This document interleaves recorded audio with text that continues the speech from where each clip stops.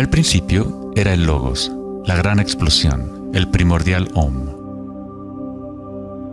La teoría de la gran explosión dice que el universo físico surgió vertiginosamente de un punto singular inimaginablemente denso y caliente, llamado una singularidad, 1000 millones de veces más pequeño que la cabeza de un alfiler. No dice el por qué ni el cómo. Cuanto más misterioso es algo, más asumimos que lo comprendemos.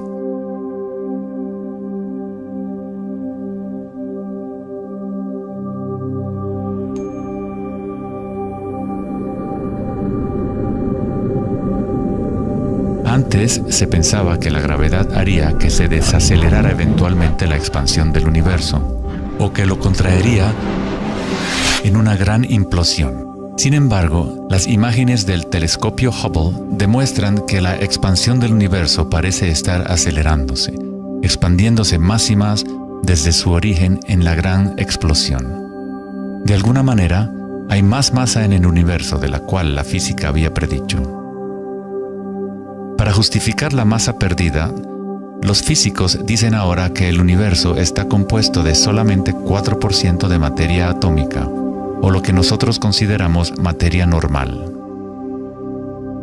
23% del universo es materia oscura y 73% es energía oscura, lo cual antes pensábamos que era espacio vacío. Es como un sistema nervioso invisible que recorre el universo conectando todas las cosas.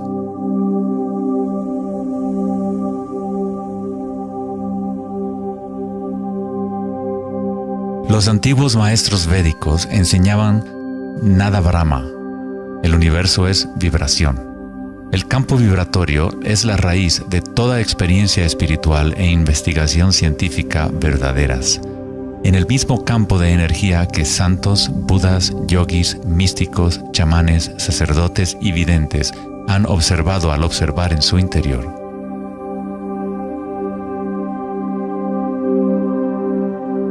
Se le ha denominado Akasha, el primordial Om, la red de joyas de Indra, la música de las esferas y miles de otros nombres a través de la historia.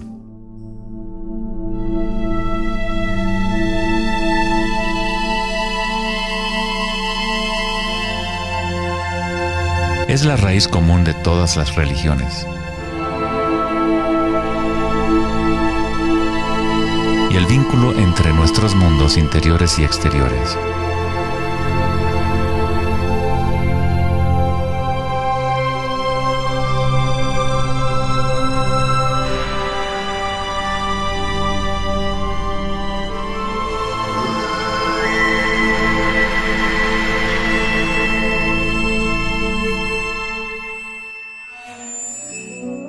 En el siglo III, el budismo Mahayana describió una cosmología no muy diferente a la física más avanzada de hoy en día. La red de joyas de Indra es una metáfora usada para describir una enseñanza védica mucho más antigua que ilustra la forma en que se teje la trama del universo. Indra, el rey de los dioses, dio a luz el sol y mueve los vientos y las aguas. Imagina una telaraña que se extiende en todas las dimensiones. Está formada por gotas de rocío y cada gota contiene el reflejo de todas las gotas de agua y en cada reflejo se advierte a la vez el reflejo de las gotas más minúsculas.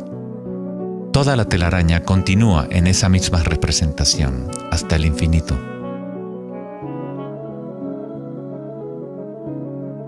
La red de Indra podría ser descrita como un universo holográfico, donde hasta el más mínimo rayo de luz contiene el patrón completo de la totalidad. Se hace referencia a veces al científico serbio-americano Nikola Tesla como el hombre que inventó el siglo XX. Tesla fue el responsable del descubrimiento de la electricidad de corriente alterna y muchos otros inventos que ahora son parte de la vida cotidiana. Debido a su interés en las antiguas tradiciones védicas, Tesla se encontraba en una posición única para comprender la ciencia a través de un modelo tanto oriental como occidental. Como todos los grandes científicos, Tesla investigó profundamente los misterios del mundo exterior, pero también observó profundamente su interior. Al igual que los antiguos yogis, Tesla utilizó el término akasha para describir el sentido etéreo que se extiende a lo largo de todo. Tesla estudió con Swami Vivekananda, un yogi que trajo las enseñanzas antiguas de India al occidente. En las enseñanzas védicas, akasha es el espacio en sí, el espacio que los otros elementos llenan, que existe simultáneamente con la vibración. Son inseparables. Akasha es el yin del yang del prana.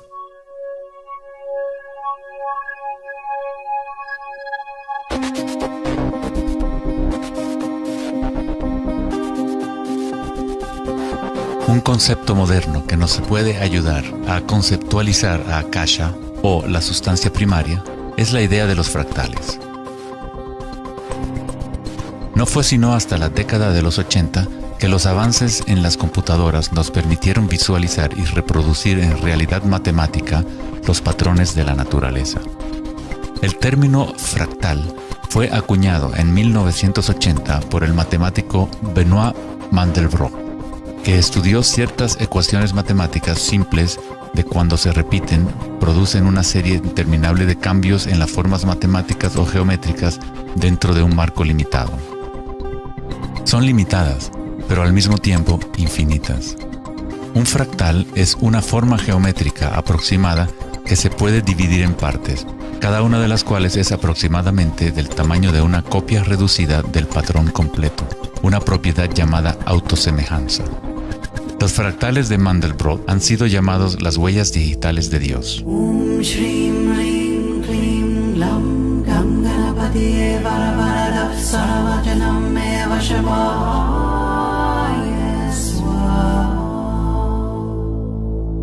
Estás viendo obras de arte creadas por la propia naturaleza.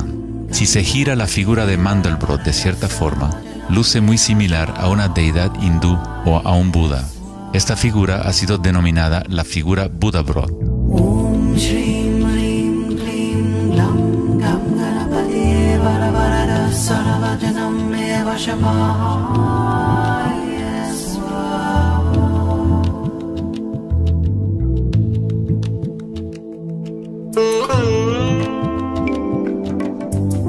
Si nos fijamos en algunas formas de arte y arquitectura antigua, veremos que los humanos hemos asociado la belleza y lo sagrado con patrones fractales desde hace ya mucho tiempo.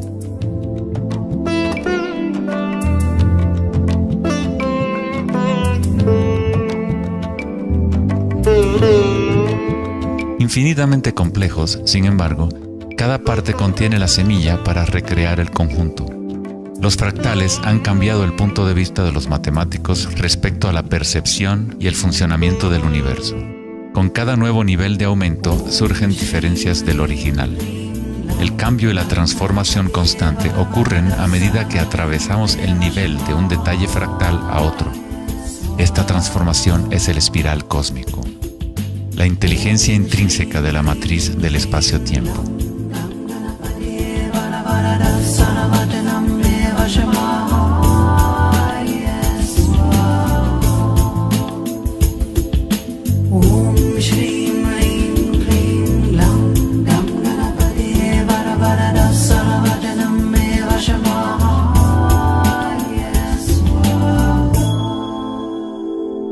Los fractales son caóticos en su esencia, contienen ruido y orden.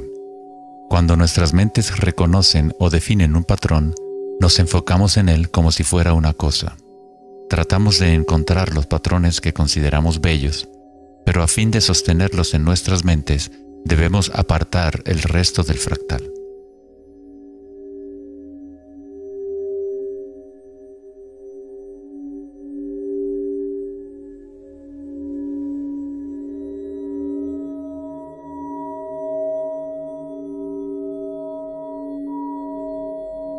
Comprender un fractal con los sentidos es limitar su movimiento. Toda la energía del universo es neutral, atemporal y carece de dimensiones. Nuestra propia creatividad y la capacidad de reconocimiento de patrones es la relación entre el microcosmos y el macrocosmos. el mundo eterno de las ondas y el sólido mundo de las cosas. La observación es un acto de creación a través de las limitaciones inherentes del pensamiento. Estamos creando la ilusión de solidez de las cosas al etiquetarlas y nombrarlas. El filósofo Kierkegaard dijo: si me nombras, me niegas. Al darme un nombre, una etiqueta, niegas las otras posibilidades que yo podría ser. Encasillas a la partícula en ser una cosa, al nombrarla, al concretarla, pero al mismo tiempo la estás creando, la defines para que exista. La creatividad es nuestra naturaleza más elevada. Con la creación de las cosas viene el tiempo, lo cual crea la ilusión de solidez.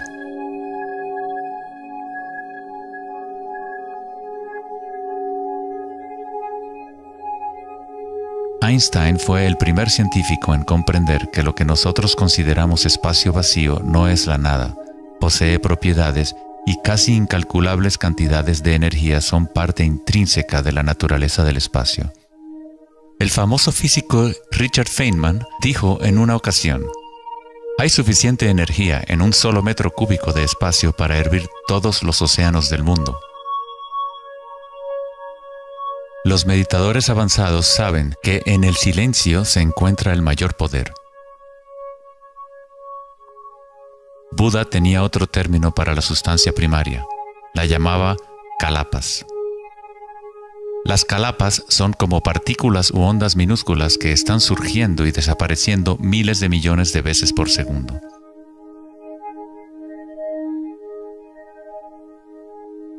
En ese sentido, la realidad es como una serie de cuadros en una cámara holográfica moviéndose rápidamente para crear la ilusión de continuidad. Cuando la conciencia se queda completamente inmóvil, se comprende la ilusión, pues es la conciencia misma la que genera la ilusión.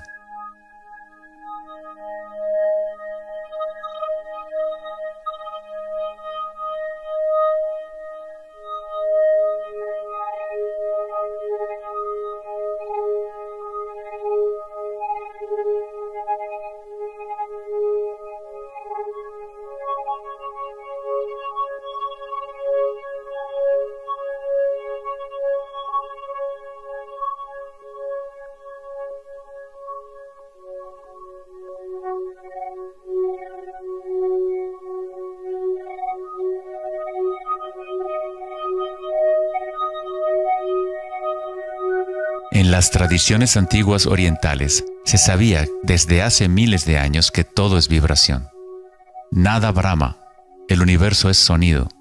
La palabra nada significa sonido o vibración y Brahma es el nombre de Dios. Brahma, al mismo tiempo, es el universo y es el creador. El artista y el arte son inseparables.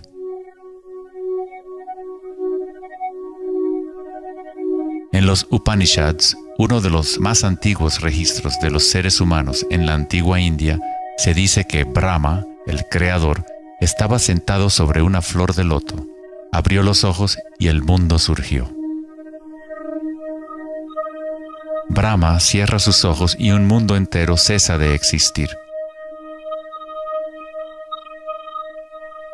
Algunos místicos, yogis y sabios han sostenido que hay un campo a nivel de la raíz de la conciencia, el campo akáshico o los registros akáshicos, donde toda la información, todas las experiencias pasadas, presentes y futuras existen ahora y siempre. Es este campo o matriz de la que surgen todas las cosas. Desde las partículas subatómicas, las galaxias, las estrellas, los planetas y toda la vida.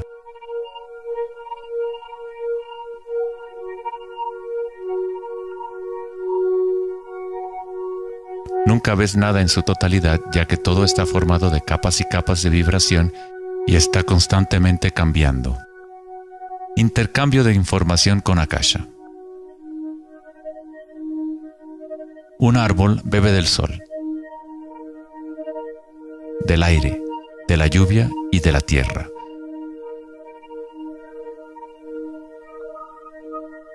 Un mundo de energía entra y sale de esta cosa llamada árbol.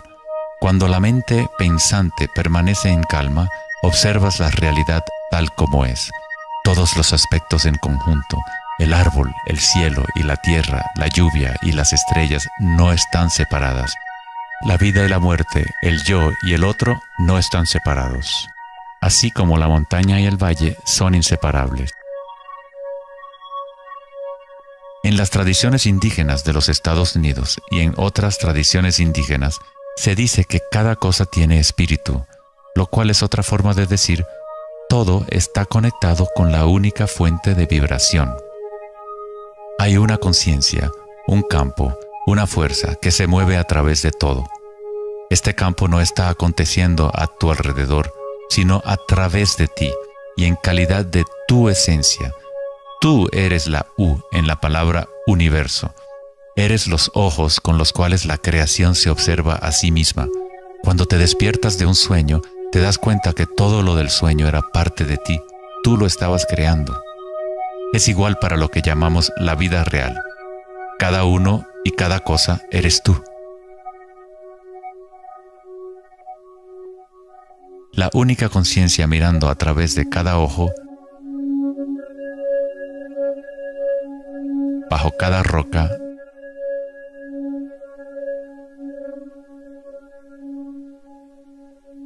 dentro de cada partícula.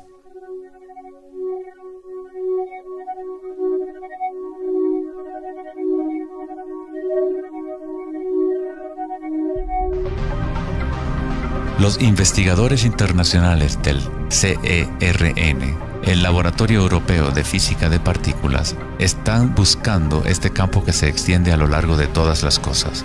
Pero en lugar de mirar hacia adentro, miran al mundo físico externo. Científicos del laboratorio CERN en Ginebra, Suiza, anunciaron que habían encontrado el bosón de Higgs, o la partícula de Dios. Los experimentos del bosón de Higgs demostraron científicamente que un campo de energía invisible llena el vacío del espacio. El gran colisionador de hadrones del CERN consiste en un anillo de 17 millas de circunferencia en la que dos haces de partículas corren en direcciones opuestas, convergiendo y estrellándose casi a la velocidad de la luz. Los científicos observan lo que surge de las violentas colisiones.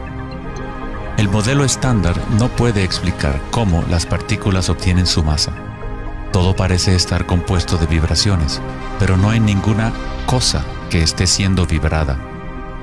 Es como si hubiera un bailarín invisible, una sombra, danzando oculta en el valle del universo. Los demás bailarines siempre han danzado alrededor de este bailarín oculto. Hemos observado la coreografía, pero hasta ahora no podíamos ver el bailarín.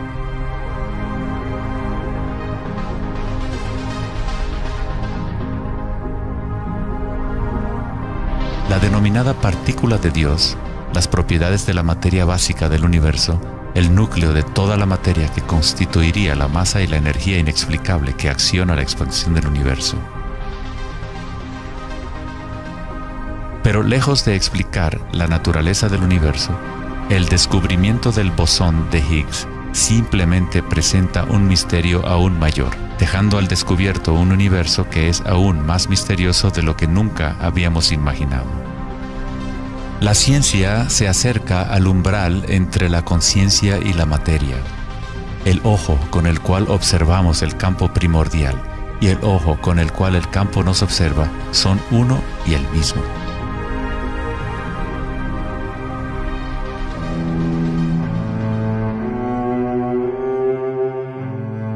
El célebre escritor alemán Wolfgang von Goethe dijo: "La onda es el fenómeno primordial que dio origen al mundo". La simática es el estudio del sonido visible. La palabra simática proviene de la raíz griega kuma, que significa onda o vibración.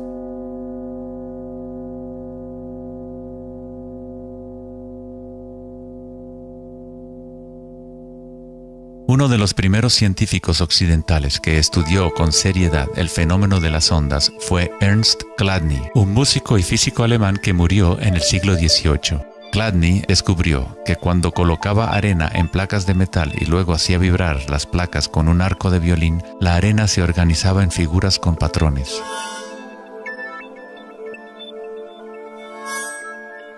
Diferentes formas geométricas aparecían dependiendo de la vibración producida. Chladni registró un catálogo completo de estas formas que se conocen como las figuras de Chladni. Muchos de estos patrones se pueden encontrar en todo el mundo de la naturaleza. Es el caso de las marcas distintivas de la tortuga o los patrones de manchas del leopardo.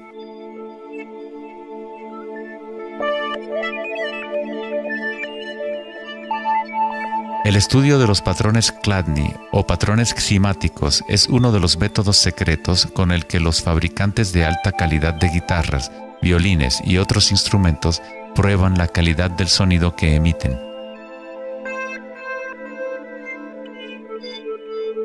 Hans Jenny expandió el trabajo de Chladni en los años 60 usando varios líquidos y amplificación electrónica para generar frecuencias de sonido, y así acuñó el término ximática.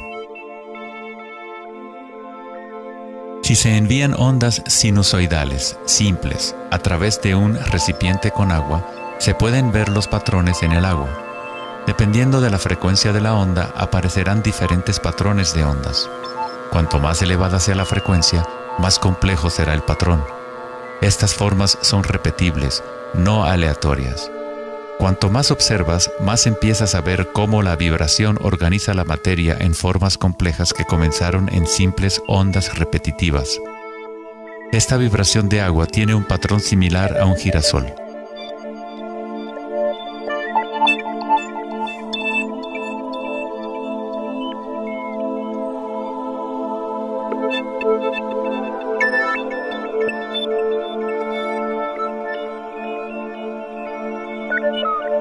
Tan solo cambiando la frecuencia de sonido se obtiene un patrón diferente.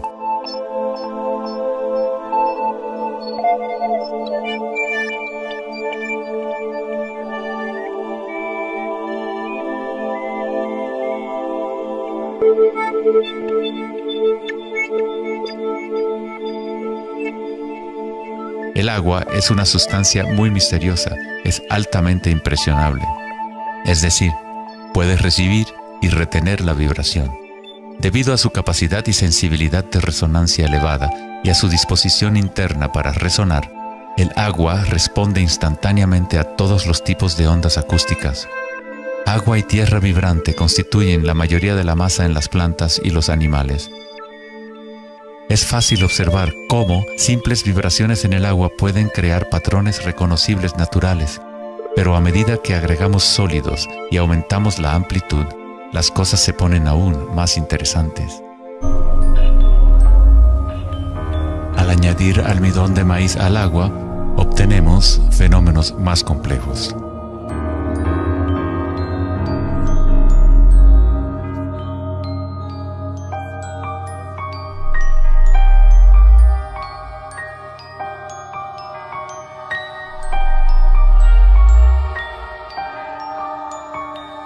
Tal vez, los principios de la vida en sí se pueden observar conforme las vibraciones mueven la burbuja de almidón de maíz en lo que parece ser un organismo en movimiento. El principio que anima el universo se describe en todas las grandes religiones usando las palabras que reflejan los conocimientos de ese momento en la historia.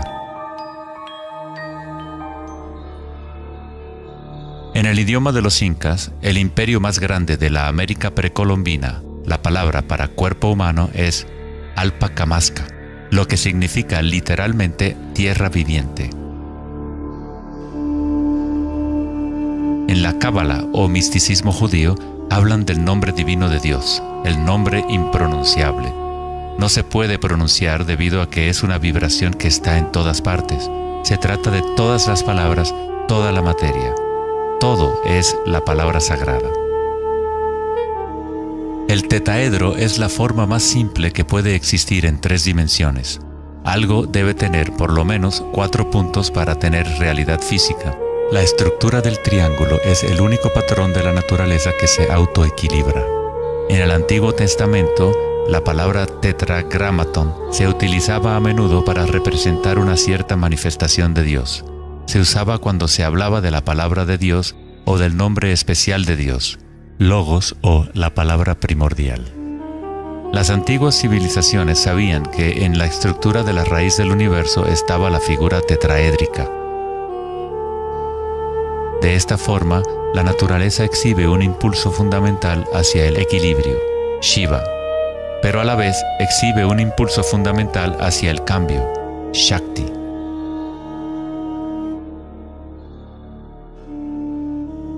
En la Biblia, el Evangelio de Juan dice comúnmente, en el principio era la palabra, pero en el texto original el término utilizado fue logos. El filósofo griego Heráclito, quien vivió alrededor de 500 años antes de Cristo, se refirió al logos como algo fundamentalmente incognoscible, el origen de toda repetición, patrón y forma. Los filósofos estoicos que siguieron las enseñanzas de Heráclito identifican el término con el principio inspirador divino que impregna el universo.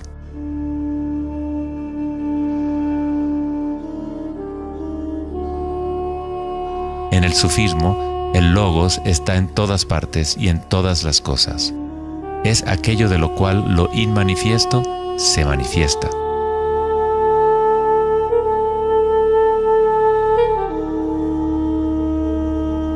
En la tradición hindú, Shiva Nataraja significa literalmente Señor de la danza. El cosmos entero danza al tambor de Shiva. Todo está imbuido o impregnado con la pulsación. El mundo puede seguir evolucionando y cambiando solo mientras Shiva siga danzando. De otra forma, colapsa de regreso a la nada.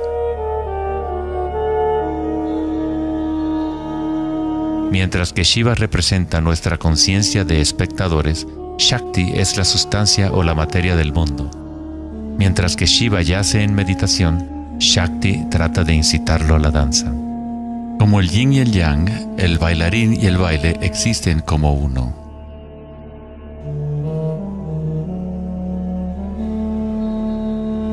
Logos también significa verdad inocultable. Aquel que conoce el logos, conoce la verdad. Existen muchas capas de encubrimiento en el mundo humano como consecuencia de los múltiples giros de Akasha hasta convertirse en estructuras complejas que ocultan la fuente de sí misma. Como un juego divino de las escondidas, nos hemos ocultado desde hace miles de años y eventualmente nos hemos olvidado por completo del juego. De alguna forma, nos olvidamos que había algo que encontrar.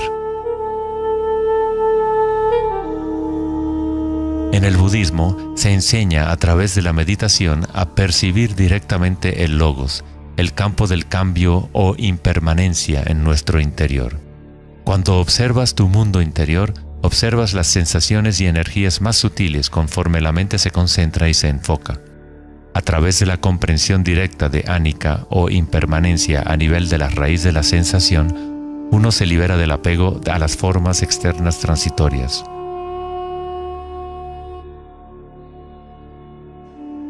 Una vez que tomamos conciencia de que hay un campo vibratorio que es la raíz común de todas las religiones, ¿cómo podemos decir mi religión? O este es mi Om primordial, mi campo cuántico.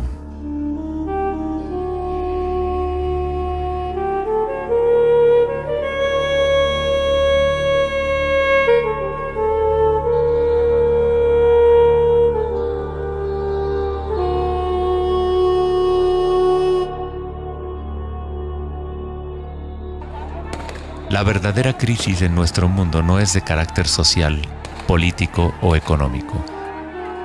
Nuestra crisis es una crisis de conciencia, la incapacidad de experimentar directamente nuestra verdadera naturaleza. La incapacidad de reconocer esto en todo el mundo y en todas las cosas.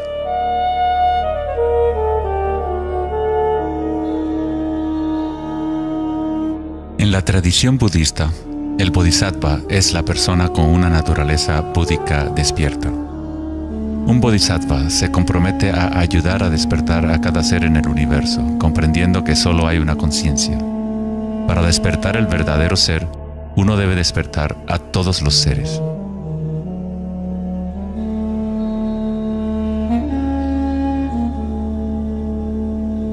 Existen innumerables seres conscientes en el universo a quienes me comprometo a ayudar a despertar. Mis imperfecciones son inagotables. Prometo vencerlas todas. El Dharma es inescrutable. Me comprometo a conocerlo. El camino a despertar es inalcanzable. Me comprometo a alcanzarlo.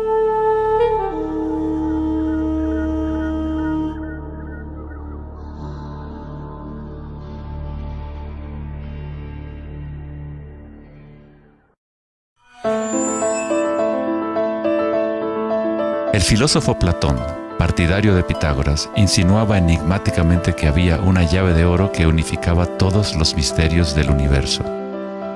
Esta es la llave de oro a la que regresaremos una y otra vez a lo largo de nuestra exploración. La llave de oro es la inteligencia del Logos, la fuente del Om primordial. Se podría decir que es la mente de Dios.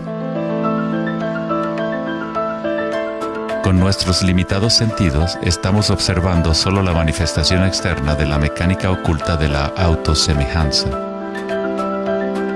La fuente de esta simetría divina es el misterio más grande de nuestra existencia. Muchos de los pensadores monumentales de la historia, como Pitágoras, Kepler, Leonardo da Vinci, Tesla y Einstein, han llegado al umbral del misterio.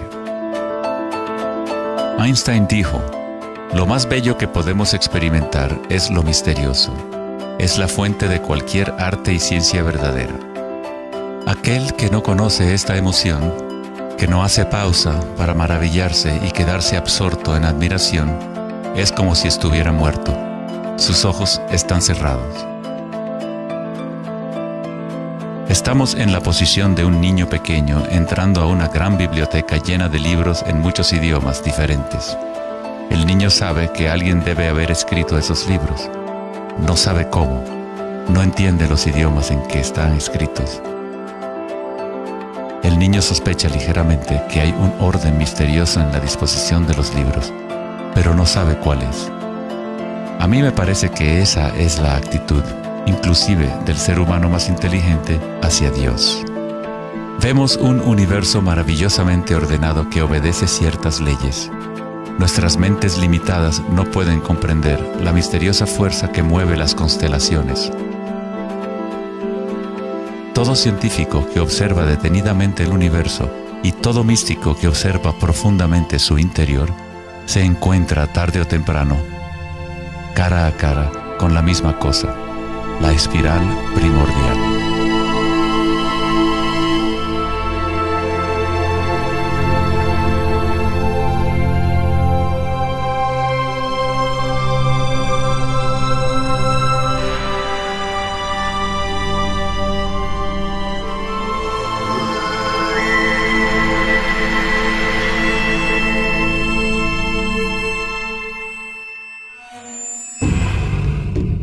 Mil años antes de la creación del antiguo observatorio de Stonehenge, la espiral era un símbolo predominante en la Tierra.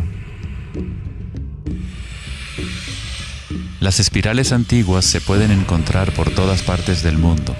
Miles de espirales antiguas como estas se pueden encontrar en toda Europa, Nuevo México y Utah en Estados Unidos, Australia, China y Rusia, en virtualmente todas las culturas indígenas de la Tierra. Las espirales antiguas simbolizan el crecimiento, la expansión y la energía cósmica encarnada en el Sol y en el cielo. La forma espiral refleja el macrocosmos del universo mismo revelándose. En las tradiciones indígenas, la espiral es la fuente energética, la madre primordial. Las espirales neolíticas de Newgrange, Irlanda, se remontan a 5000 años.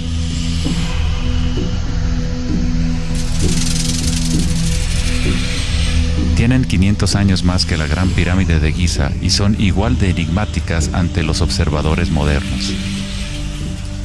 Las espirales se remontan a una época en la historia en donde los humanos estaban más conectados con la Tierra, con los ciclos y las espirales de la naturaleza. Una época en que los seres humanos se identificaban menos con los pensamientos. La espiral es lo que percibimos como la fuerza de torsión en el universo. El prana, o fuerza creativa, hace girar a Akasha en una secuencia de formas sólidas. Se encuentra en todos los niveles entre el macrocosmos y el microcosmos, desde las galaxias espirales hasta los sistemas meteorológicos,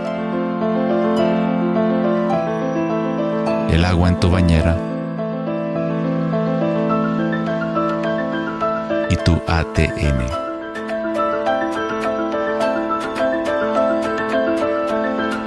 En la experiencia directa de tu propia energía, la espiral primordial no es una idea, sino más bien lo que hace posible toda condición e idea.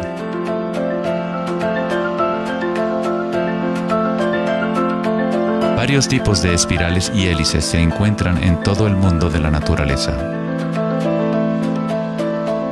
Caracoles,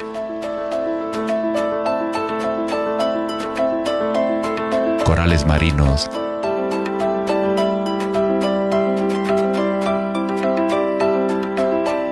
telarañas,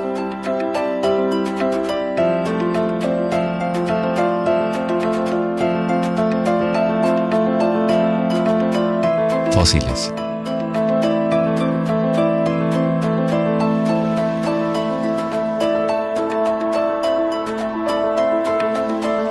En las colas de los caballitos de mar,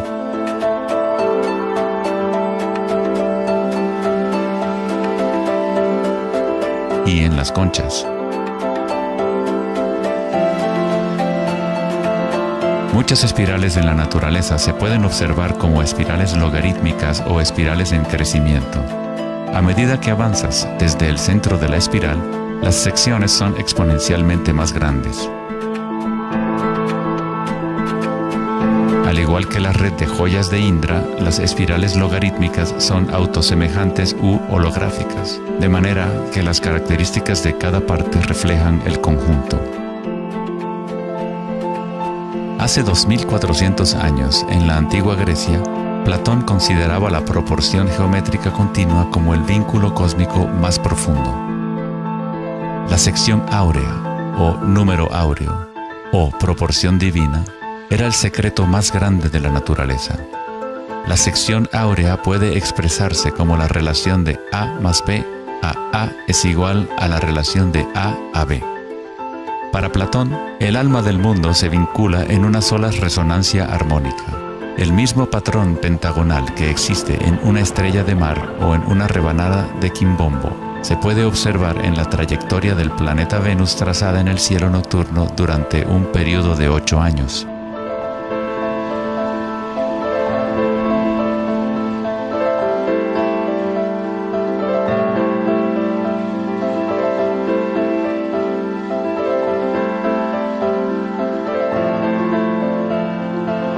Se observa en el mundo inteligible de las formas en el cielo y en el mundo visible de los objetos materiales en la tierra, a través de este principio de la autosemejanza geométrica.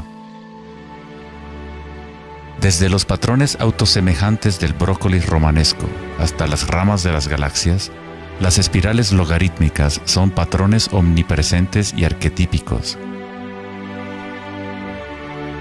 Nuestra galaxia de la Vía Láctea tiene varias ramas espirales logarítmicas con una pendiente de unos 12 grados.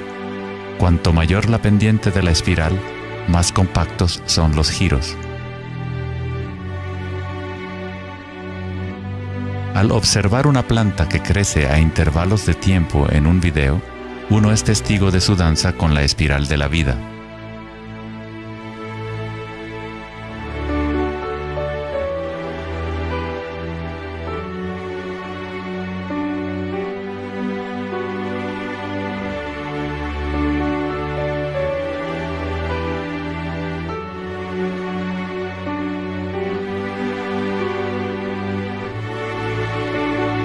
Una espiral dorada es una espiral logarítmica que crece hacia afuera, siguiendo el factor de la sección áurea.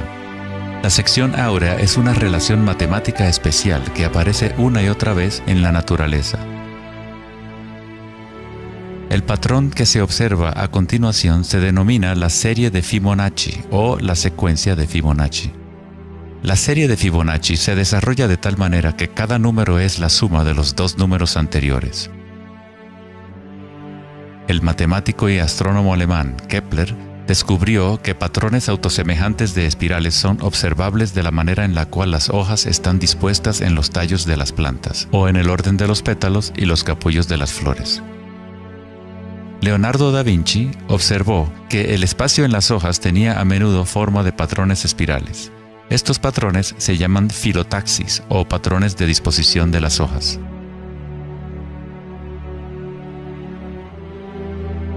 La disposición filotaxis se puede observar en los nucleótidos independientes del ADN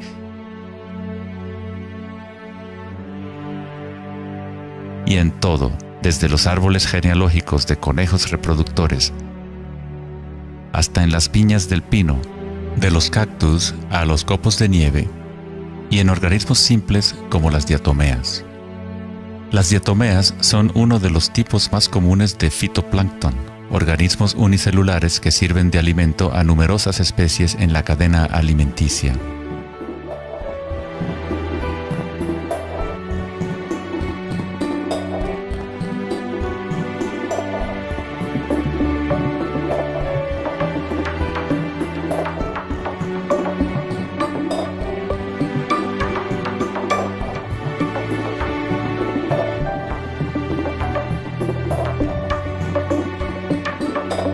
¿Cuánta matemática debes saber para ser un girasol o una abeja? La naturaleza no consulta al departamento de física para producir un brócoli. La estructura en la naturaleza ocurre automáticamente. Los científicos en el campo de la nanotecnología utilizan el término autoensamblaje para describir la forma en la cual se forman los complejos, como en la fase inicial de la formación hexagonal de ADN. En la ingeniería de la nanotecnología, los nanotubos de carbono se componen de una disposición similar de materiales. La naturaleza hace este tipo de geometría una y otra vez sin esfuerzo, automáticamente, sin una calculadora. La naturaleza es precisa y extremadamente eficiente. Según el famoso arquitecto y autor Buckminster Fuller, estos patrones son una función del espacio-tiempo. El ADN y el panal de abejas tienen esa forma por la misma razón que una burbuja es redonda. Es la forma más eficiente que requiere la menor cantidad de energía. El espacio en sí tiene una forma y permite solo ciertas configuraciones de la materia, siempre volviendo a lo más eficiente. Estos patrones son la forma más fuerte y eficiente de construir estructuras arquitectónicas como las cúpulas geodésicas.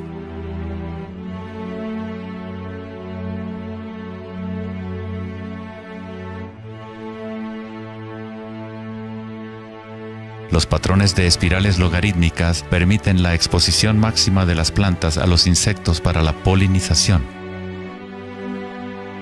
La máxima exposición a la luz solar y la lluvia que les permite llevar el agua de manera eficiente y en espiral hacia sus raíces.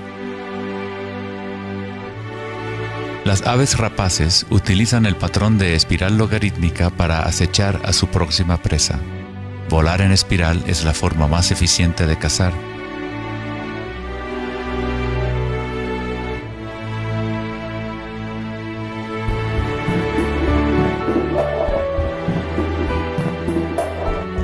Nuestra capacidad de observar el akasha danzando la espiral de la vida hacia una forma material se relaciona con la habilidad de percibir la belleza y la simetría en la naturaleza. El poeta William Blake dijo: "El universo vegetativo se abre como una flor desde el centro de la tierra en donde mora la eternidad. Se expande desde las estrellas hasta el caparazón mundano y ahí se encuentra con la eternidad de nuevo, tanto desde dentro como desde fuera".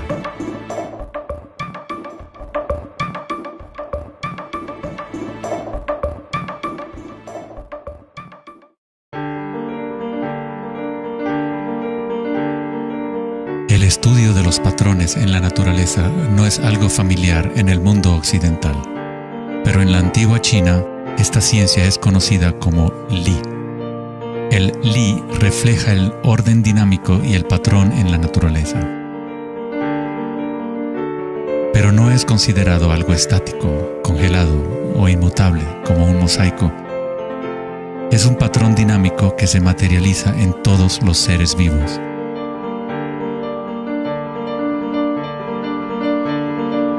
Las arterias de las hojas, las marcas de las tortugas y los patrones de vetas en las rocas son todas expresiones del lenguaje secreto de la naturaleza y del arte. El laberinto es uno de los muchos patrones de Li. Se encuentran en las estructuras de los corales, en hongos como el morel,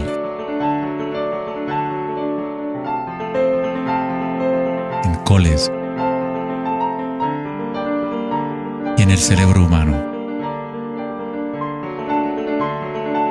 El patrón celular es otro patrón común en la naturaleza.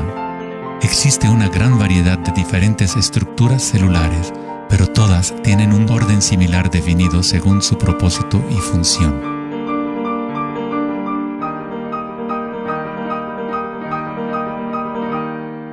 Es fácil quedarse fascinado ante el juego constante de formas, pero lo más interesante es que ciertas formas arquetípicas parecen estar entretejidas en la trama de la naturaleza. El patrón de ramificación es otro patrón Li, o modelo arquetípico observable en todos los niveles y en todas las escalas fractales.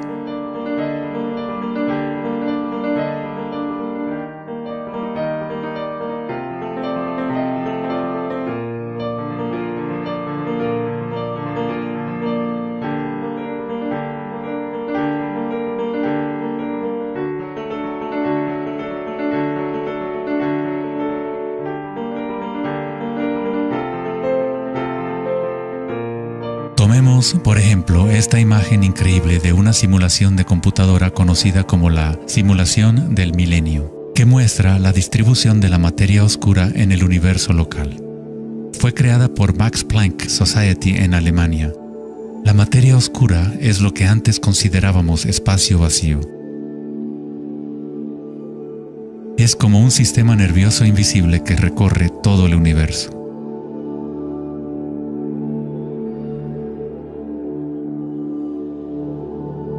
El universo es literalmente como un cerebro gigante.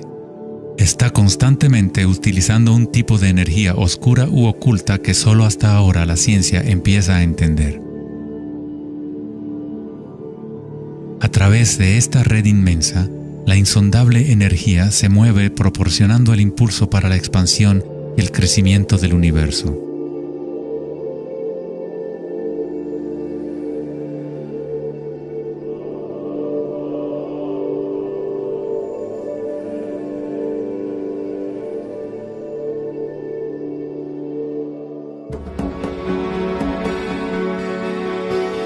La naturaleza crea patrones de ramificación automáticamente cuando creamos las condiciones adecuadas.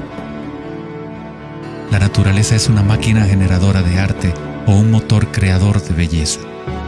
Aquí, la electricidad se utiliza para hacer crecer las ramas de cristal plata.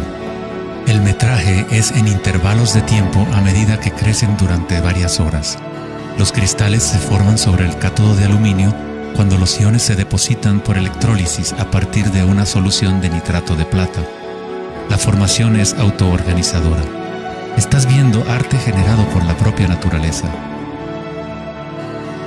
Johann Wolfgang von Goethe dijo: "La belleza es una manifestación de las leyes secretas de la naturaleza, que de otra manera estarían ocultas para nosotros por siempre". En este sentido, todo en la naturaleza está vivo, organizándose a sí mismo. Cuando se usa alto voltaje en la ramificación fractal, esto se vuelve todavía más obvio. Está sucediendo en tiempo real.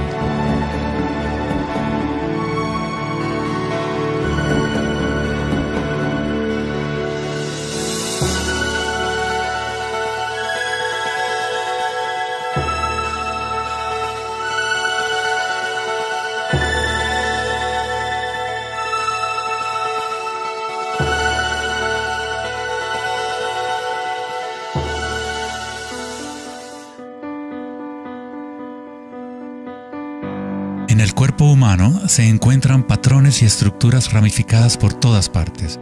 Son, por supuesto, el sistema nervioso de la medicina occidental. Pero en la medicina china, ayurvédica y tibetana, los meridianos de energía son un componente esencial para entender cómo funciona el cuerpo. Los nadis o meridianos de energía forman estructuras ramificadas. Una autopsia no revelará los chakras o nadis, pero eso no quiere decir que no existen. Es necesario refinar las herramientas que usamos para poder observar. En primer lugar, debes aprender a acallar tu mente. Solo entonces podrás ver estas cosas primero en tu interior. En la teoría eléctrica, cuanta menos resistencia haya en un cable, más fácilmente puede transportar energía. Al cultivar la ecuanimidad a través de la meditación, se crea un estado de no resistencia en tu cuerpo. Prana o chi, o energía interna, es simplemente tu vitalidad interior. Lo que sientes cuando tomas conciencia desde el interior del cuerpo.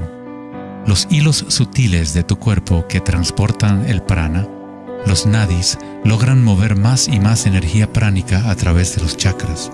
El cableado se hace más fuerte a medida que lo usas, pues permites que la energía fluya. Donde quiera que haya conciencia, el chi o energía comenzará a fluir y prosperarán las conexiones físicas. En el sistema nervioso y el cerebro, los patrones físicos de cableado se establecen por repetición.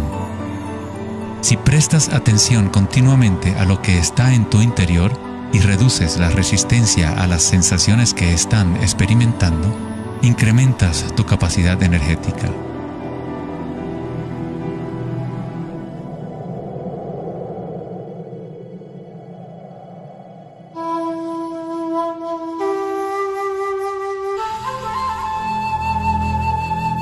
En el taoísmo, el símbolo del yin y el yang representa la interpenetración de las fuerzas en espiral de la naturaleza. El yin y el yang no son dos y no es uno. El antiguo concepto del ara está representado por un yin y yang o remolino en espiral. Es el centro de energía localizado en el abdomen, debajo del ombligo. Ara significa literalmente mar u océano de energía. En China, el ara es llamado el Dantien inferior. En muchas formas de artes marciales asiáticas, se dice que el guerrero con ara fuerte es imparable. En la tradición samurái, una forma de suicidio ritual o seppuku era el harakiri. Esto significa traspasar tu propio ara, desconectando el chi o canal de energía. Moverse desde este centro crea el movimiento enraizado y lleno de gracia que se ve no solo en las artes marciales,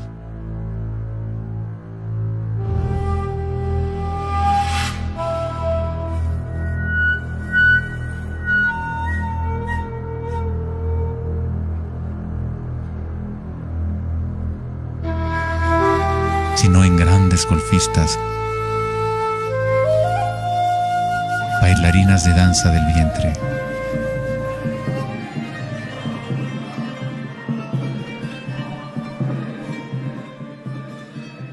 Y derviches giradores sufíes. La esencia del ara es la cultura de la conciencia disciplinada, enfocada en un solo punto, la quietud del ojo del huracán.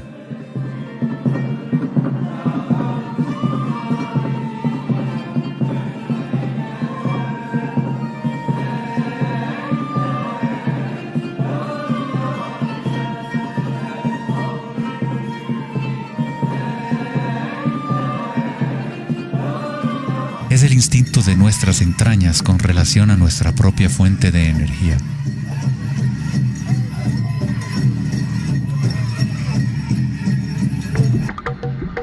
Una persona con buena ara está conectada con la tierra y con la sabiduría intuitiva que conecta a todos los seres.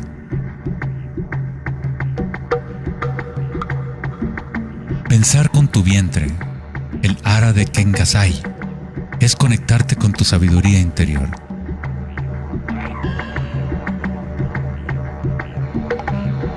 Los antiguos aborígenes australianos se concentraban en la misma zona justo debajo del ombligo, donde el cordón de la gran serpiente arcoíris yacía enroscada. Una vez más, una representación de energía evolutiva en la humanidad.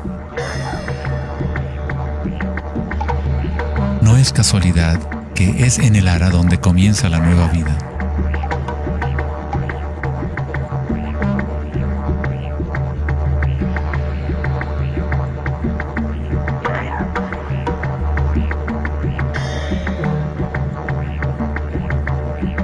El sistema nervioso entérico, a veces llamado cerebro intestinal, es capaz de mantener una matriz compleja de conexiones similares a las del cerebro en la cabeza, con sus propias neuronas y neurotransmisores. Puede actuar de forma autónoma, es decir, con su propia inteligencia. Se podría decir que el cerebro intestinal es una versión fractal del cerebro de la cabeza, o tal vez el cerebro de la cabeza es una versión fractal del cerebro intestinal. Un oso sano tiene un ara fuerte. Cuando un oso sabe dónde hurgar para encontrar hierbas, sigue el movimiento del chi a través de sus sentidos, centrando en el ara o vientre.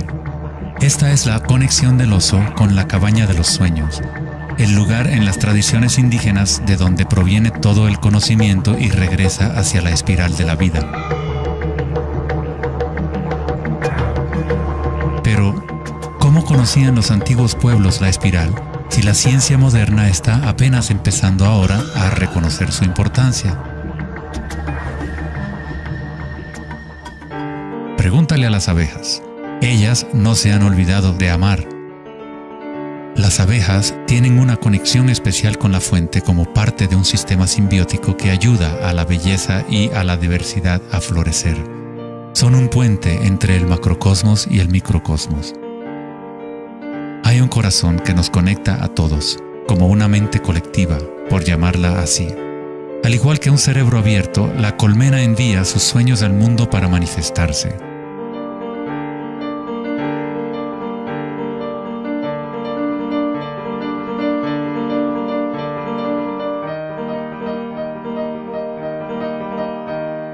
En la naturaleza, muchas criaturas saben cómo actuar en el unísono para moverse con un solo espíritu, en una sola dirección.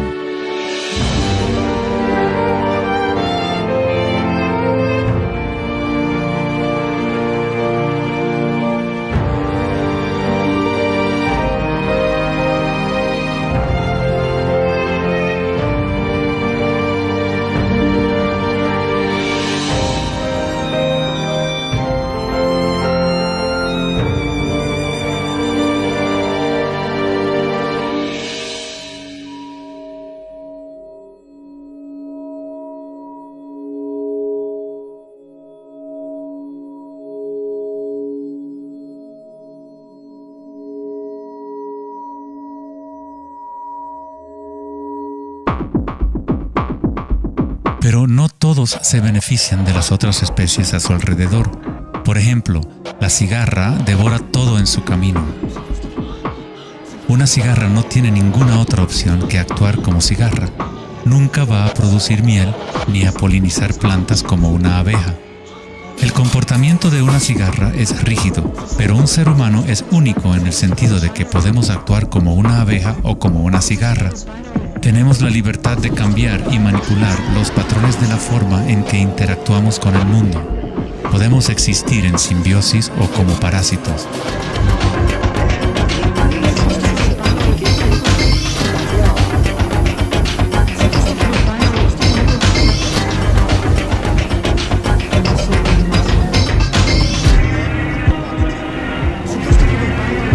Hoy en día, los seres humanos tratan de entender la espiral con la mente racional, pero nunca ha sido el pensamiento el que nos conecta con la espiral de la vida. Siempre hemos estado conectados.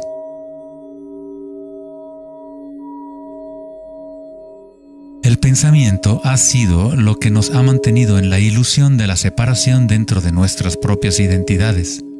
El pensamiento es la creación de la separación, la experiencia de limitación. Cuanto más nos alineamos con el pensamiento, más nos alejamos de la fuente. Las culturas antiguas menos orientadas al pensamiento se alineaban con la espiral de una manera más directa y personal de lo que nosotros hacemos hoy en día. En la antigua India, el Kundalini es una representación de la propia energía interior que se mueve a lo largo de la columna vertebral en un patrón en forma de serpiente o hélice. En las antiguas tradiciones yogis de la India, los mundos interiores de las personas de la época se comparaban con las culturas que se centraban en el ara.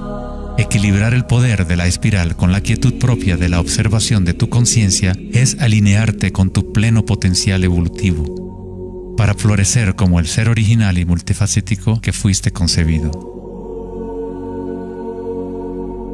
Ida, el femenino o canal lunar, está conectado al cerebro derecho y Pingala, el canal masculino o solar, está conectado al cerebro izquierdo.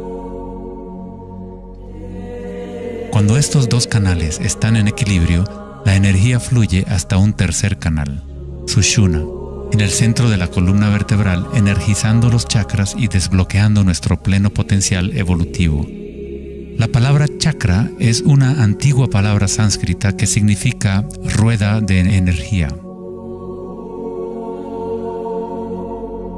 El Kundalini es nada menos que la espiral primordial que, como una danza, hace emerger tu vida humana a la existencia. Es un orden diferente de energía al que normalmente conocemos, como un puente de materia bruta para las energías más sutiles. Tú eres ese puente. El Kundalini no es una energía que pueda ser forzada a través de la voluntad, el esfuerzo ni la fricción. Es similar a cultivar una flor. Todo lo que podemos hacer como buenos jardineros es preparar la tierra y las condiciones adecuadas y luego dejar que la naturaleza siga su curso. Si obligas a una flor a florecer prematuramente, la destruyes. La flor crece con su propia inteligencia, con su propia guía de organización. La mentalidad egoica que se obsesiona con el mundo exterior es lo que te impide experimentar tu verdadera naturaleza vibratoria. Cuando la conciencia se vuelca hacia el interior, se asemeja a los rayos del sol y comienza a florecer el loto interior. Conforme el Kundalini despierta en nuestro interior, comenzamos a notar el distintivo de la espiral en todas las cosas. En todos los patrones internos y externos, esta espiral es el vínculo entre nuestros mundos interiores y exteriores.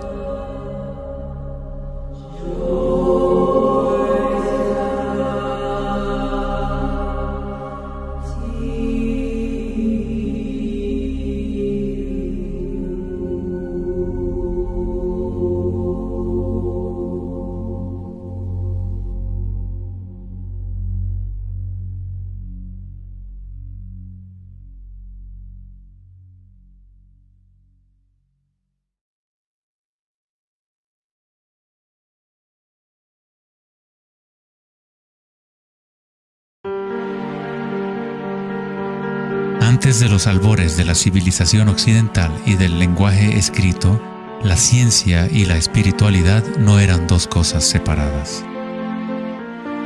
En las enseñanzas de las grandes tradiciones antiguas, la búsqueda externa de conocimiento y certeza era compensada por un sentimiento interior de impermanencia y comprensión intuitiva de la espiral del cambio. A medida que el pensamiento científico se hizo más predominante y la información se fue multiplicando, comenzó la fragmentación en nuestros sistemas de conocimiento. El incremento de la especialización significaba que menos personas eran capaces de ver el panorama general, de sentir e intuir la estética del sistema en su conjunto. Nadie se preguntaba, ¿será que todo este razonamiento es bueno para nosotros? La sabiduría antigua está aquí entre nosotros, oculta a plena vista.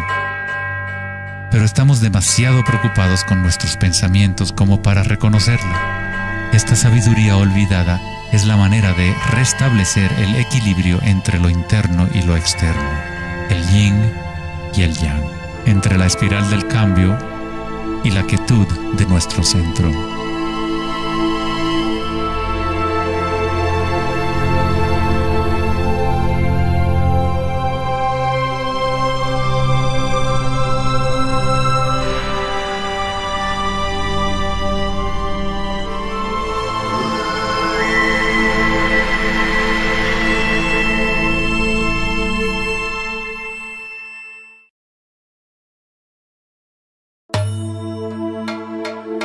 En la leyenda griega, Asclepio era hijo de Apolo y dios de la medicina.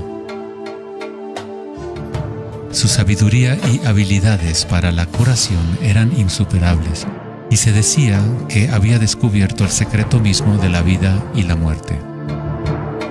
En la antigua Grecia, los templos de curación asclepianos reconocían el poder de la espiral primordial. Esto está simbolizado por la vara de Asclepios. Se dice que Hipócrates, el padre de la medicina, cuyo juramento todavía constituye el código moral de la profesión médica, se entrenó en un templo asclepiano. Hasta el día de hoy, este símbolo de nuestra energía evolutiva se mantiene como el logotipo de la Asociación Médica Americana y otras organizaciones médicas en todo el mundo. En la iconografía egipcia, la serpiente y el pájaro representan la dualidad o polaridad de la naturaleza humana.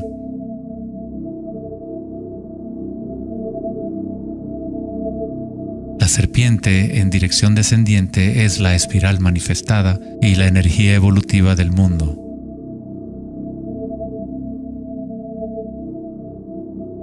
El pájaro es la dirección ascendiente, la corriente dirigida hacia el sol o la concientización unívoca del despertar, el vacío de Akasha.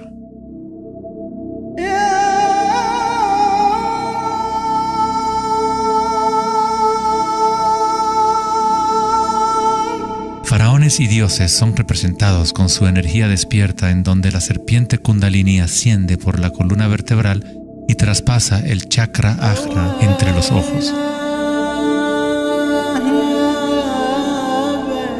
Esto se denomina el ojo de Horus. En la tradición hindú, el bindi también representa el tercer ojo, la conexión divina con el espíritu.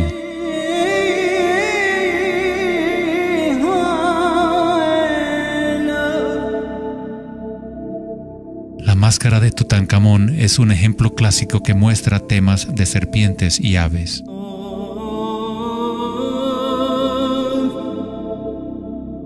Las tradiciones mayas y aztecas combinan a la serpiente y al pájaro en un solo dios, Quetzalcóatl o Kukulcán. El dios de la serpiente alada representa la conciencia evolutiva despierta o el Kundalini despierto. La persona que despierta a Quetzalcóatl en su interior es una manifestación viviente de lo divino. Se dice que Quetzalcóatl o la energía de la serpiente regresará al final de los tiempos.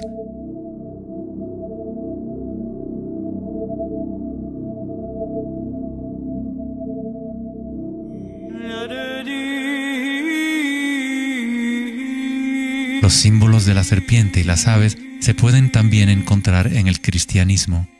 Su significado real podría estar codificado de una manera más profunda, pero el significado es el mismo que en otras tradiciones antiguas. En el cristianismo, el pájaro o paloma que se ve a menudo sobre la cabeza de Cristo representa al Espíritu Santo o Kundalini Shakti a medida que asciende al sexto chakra y más allá. Los místicos cristianos llaman al Kundalini por otro nombre, Espíritu Santo. En Juan 3:14 dice: así como Moisés levantó la serpiente en el desierto, así también es necesario que el Hijo del Hombre sea levantado. Jesús y Moisés despertaron su energía Kundalini, trayendo el despertar de la conciencia a las fuerzas inconscientes reptilianas que rigen los deseos del ser humano. Se dice que Jesús pasó 40 días y 40 noches en el desierto, durante los cuales fue tentado por Satanás. De igual forma, Buda fue tentado por Mara cuando estaba sentado en busca de la iluminación bajo el árbol Bodhi o árbol de la sabiduría.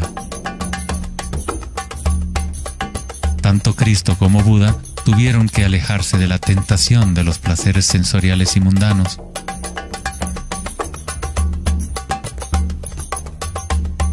En ambas historias, el demonio es la personificación de los propios apegos.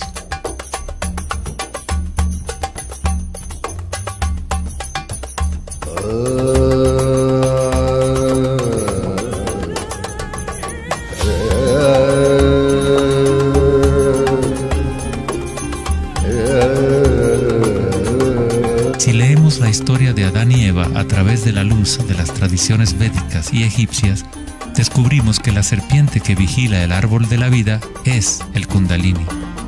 La manzana representa el encanto y la tentación del mundo sensorial externo. Distrayéndonos del conocimiento del mundo interior, del árbol del conocimiento interior,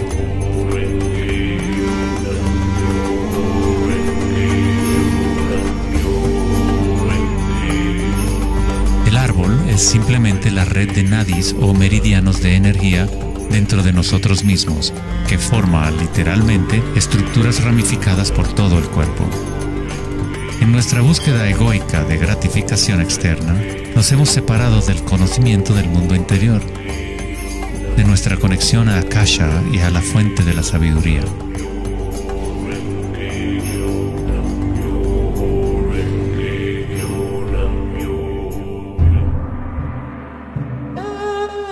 Muchos de los mitos históricos del mundo sobre dragones pueden interpretarse como metáforas de las energías internas de las culturas de las cuales forman parte. En China, el dragón sigue siendo un símbolo sagrado que representa la felicidad. Al igual que los faraones egipcios, los antiguos emperadores chinos que habían despertado sus energías evolutivas fueron representados por la serpiente alada o dragón. El tótem real del emperador de Jade o el emperador celestial muestra un balance similar a los canales de Ida y Pingala. El yin y el yang del taoísmo es el despertar del centro pineal, o como lo denomina el taoísmo, el Dantien superior.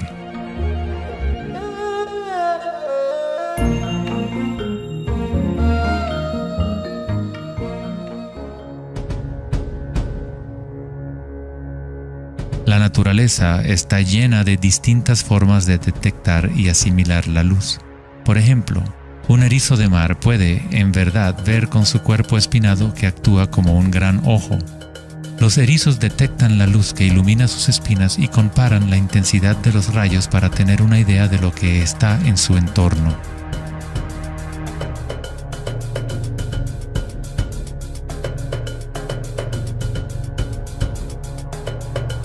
Las iguanas verdes y otros reptiles tienen un ojo parietal o glándula pineal en la parte superior de la cabeza que utilizan para detectar depredadores desde arriba.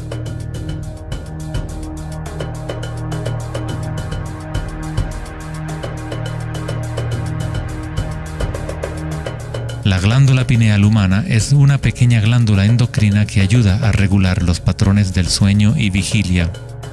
A pesar de que está oculta profundamente en la cabeza, la glándula pineal es sensible a la luz. El filósofo Descartes reconoció que el área de la glándula pineal o tercer ojo era la interfase entre la conciencia y la materia. Casi todo es simétrico en el cuerpo humano. 2 ojos, 2 oídos, 2 fosas nasales. Incluso el cerebro tiene 2 hemisferios. Pero hay un área en el cerebro que no se duplica. Es el área de la glándula pineal y el centro energético que lo rodea. En un nivel físico, ahí se forman naturalmente moléculas únicas como el DMT. El DMT también se forma naturalmente en el momento del nacimiento y en el momento de la muerte, actuando literalmente como un puente único entre el mundo de los vivos y de los muertos. El DMT se produce de forma natural en los estados de meditación profunda o samadhi o a través de medios enteógenos.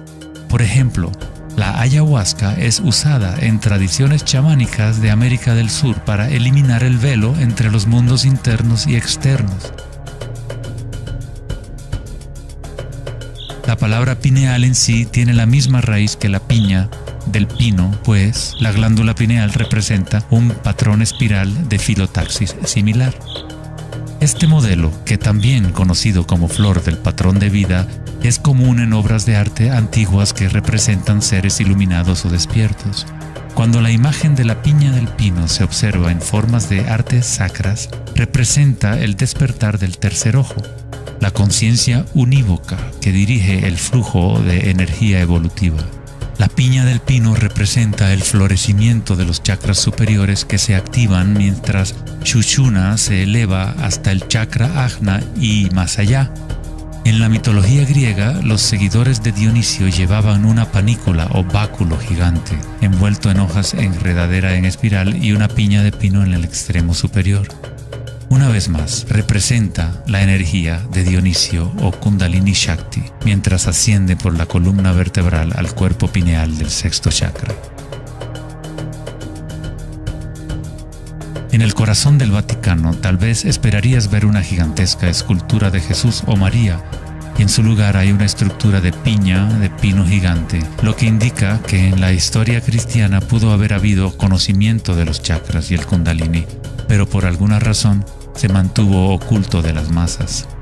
La explicación oficial de la Iglesia es que la piña del pino es un símbolo de regeneración y representa la nueva vida en Cristo.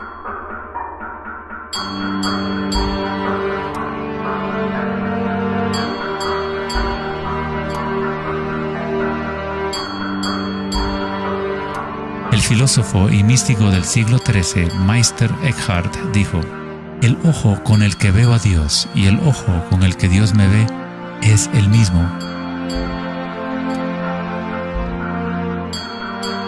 En la Biblia del rey Jacobo, Jesús dijo: "La luz del cuerpo es el ojo, y si por lo tanto tienes un solo ojo, tu cuerpo entero se llenará de luz".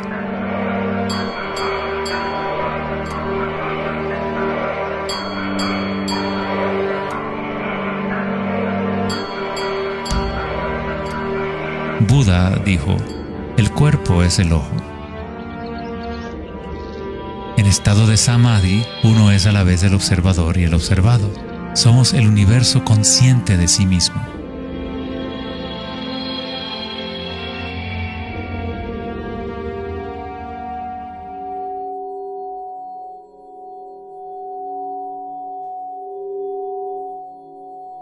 Cuando el Kundalini se activa, estimula el sexto chakra y el centro pineal, y esta zona empieza a recuperar algunas de sus funciones evolutivas. La meditación en la oscuridad ha sido utilizada durante miles de años como una forma de activar el sexto chakra en el área de la glándula pineal. La activación de este centro nos permite ver la luz interior. Ya sea el yogi proverbial o el chamán en retiro profundo en una cueva, un taoísta, un iniciado maya o un monje tibetano, todas las tradiciones incorporan un periodo de tiempo durante el cual uno entra en la oscuridad. La glándula pineal es la puerta a la experiencia directa de la propia energía sutil. El filósofo Nietzsche dijo: "Si miras fijamente al abismo durante el tiempo suficiente, eventualmente descubrirás que el abismo te mira fijamente de regreso". Los dólmenes o las antiguas tumbas en formas de pórtico se encuentran entre las estructuras más antiguas que quedan en la Tierra. La mayoría datan del periodo neolítico de 3000 a 4000 años antes de Cristo, y algunos en Europa occidental tienen 7000 años de antigüedad. El dolmen se utilizaba para entrar en meditación perpetua como una forma para los humanos de formar un puente entre el mundo exterior e interior. A medida que uno continúa meditando en la oscuridad total, eventualmente empieza a observar la energía interna o luz al activarse el tercer ojo. Los ritmos circadianos que se rigen por el sol y los canales de la luna dejan de controlar las funciones del cuerpo y se establece un nuevo ritmo.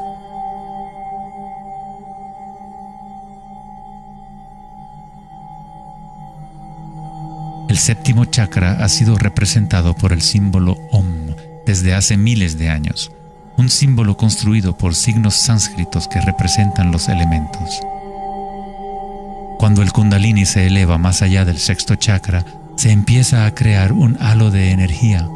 Los halos aparecen constantemente en las pinturas religiosas de diferentes tradiciones en todas partes del mundo.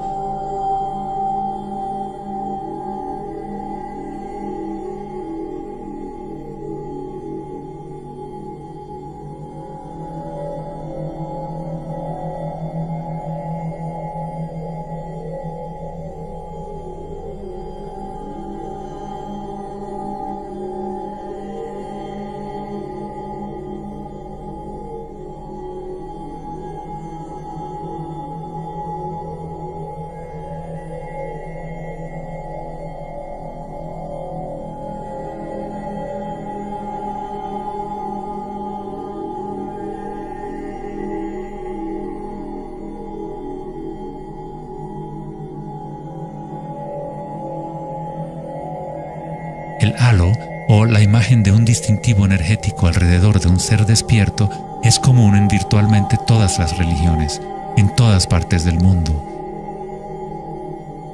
El proceso evolutivo de despertar los chakras no es propiedad de un grupo o de una religión, es el derecho inalienable de todo ser humano en el planeta.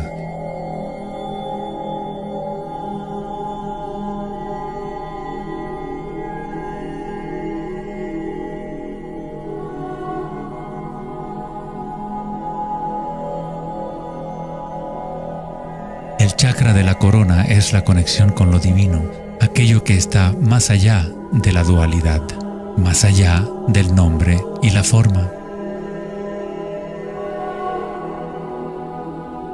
Akenatón fue un faraón cuya esposa era Nefertiti.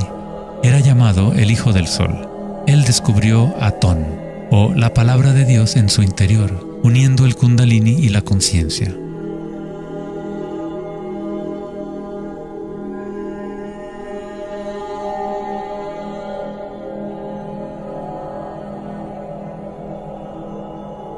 En la iconografía egipcia, una vez más, la conciencia despierta está representada por el disco solar que vemos sobre las cabezas de dioses o seres despiertos.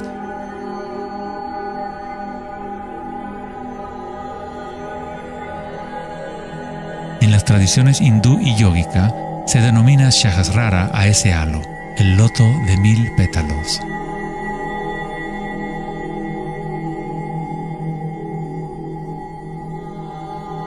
El Buda está asociado con el símbolo de la flor de loto. El patrón de filotaxis es el mismo modelo que se puede encontrar en una flor de loto. Es la flor del patrón de la vida, la semilla de la vida. Es el patrón fundamental en el cual todas las formas encajan. Es la forma absoluta del espacio mismo o una cualidad inherente a Akasha.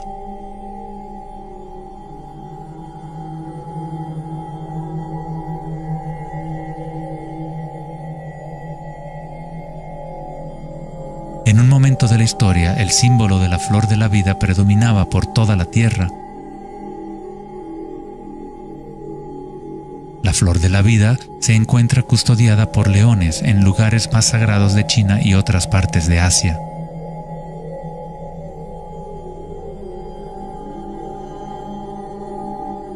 Los 64 hexagramas del I Ching a menudo rodean el símbolo yin-yang, que es otra forma de representación de la flor de la vida. En el interior de la flor de la vida está la base geométrica de todos los sólidos platónicos, de esencialmente cualquier forma que pueda existir. La antigua flor de la vida empieza con la geometría de la estrella de David, o triángulos con sus caras hacia arriba y hacia abajo. En tridimensional serían estructuras tetaédricas. Este símbolo es un yantra, una especie de programa que existe en el universo, la máquina que genera nuestro mundo fractal. Los yantras se han utilizado como herramientas para despertar la conciencia durante miles de años.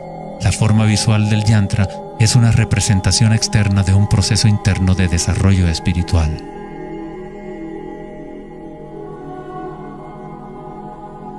Es la música oculta del universo hecha visible, compuesto por la intersección de formas geométricas y patrones de interferencia.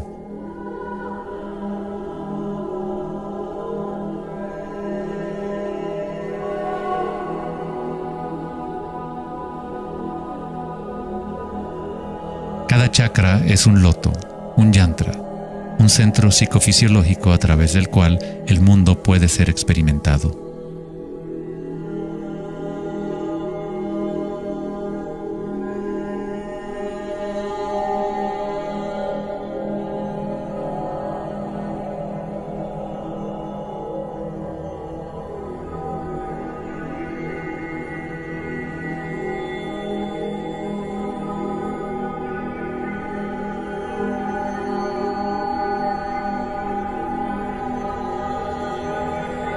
Un yantra tradicional, tal como se puede encontrar en la tradición tibetana, posee valiosas capas de significado, a veces incorporando una cosmología y visión del mundo por completo.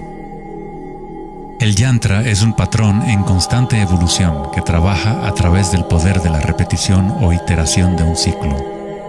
El poder del yantra está casi perdido en el mundo de hoy, ya que buscamos significado solo en la forma externa y no lo conectamos a nuestras energías internas a través de la intención.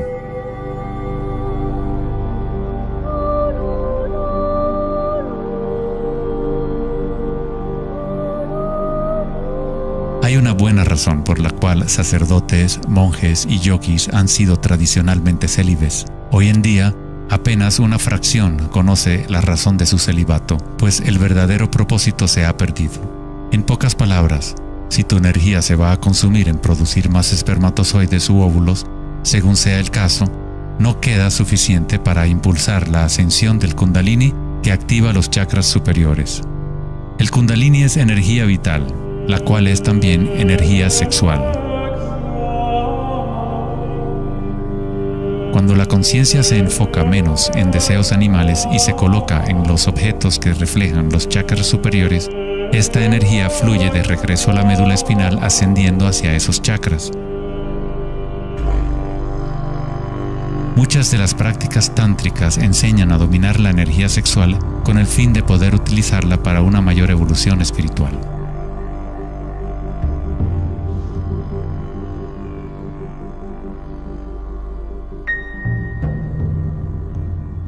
Tu estado de conciencia crea las condiciones adecuadas para que tu energía pueda crecer. Entrar en un estado de conciencia no requiere de tiempo. Como dice Eckhart Tolle, la conciencia y la presencia siempre suceden en el ahora. Si estás tratando de hacer que algo suceda, entonces estás creando resistencia hacia lo que es. Es la eliminación de toda resistencia lo que permite que la energía evolutiva se desarrolle. En la tradición yógica antigua, las posturas de yoga se han utilizado para preparar el cuerpo para la meditación. El Hatha Yoga nunca fue enseñado como un régimen de ejercicio, sino como una forma de conectar nuestro mundo interior y exterior. La palabra sánscrita Hatha proviene de las raíces Sol A y Luna Ta. En el Yoga Sutra original de Patanjali, el propósito de las 8 ramas del yoga es igual al noble sendero de 8 facetas del Buda, para la liberación del sufrimiento.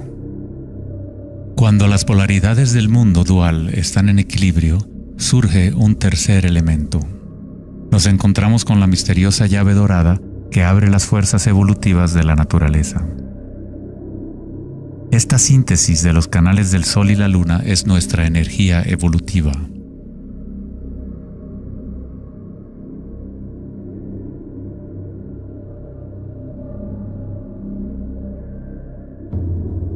Puesto que ahora los seres humanos se identifican casi exclusivamente con sus pensamientos y con el mundo exterior, es en raras ocasiones que un individuo logra el equilibrio entre las fuerzas internas y externas, lo que permite el despertar natural del Kundalini. Para aquellos identificados solo con la ilusión, el Kundalini siempre seguirá siendo una metáfora.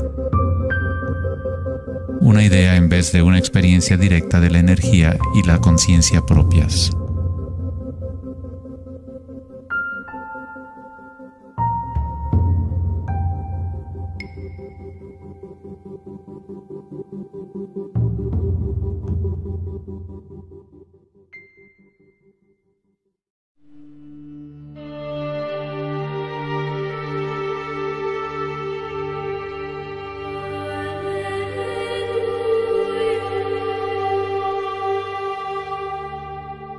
La vida, la libertad y la búsqueda de la felicidad.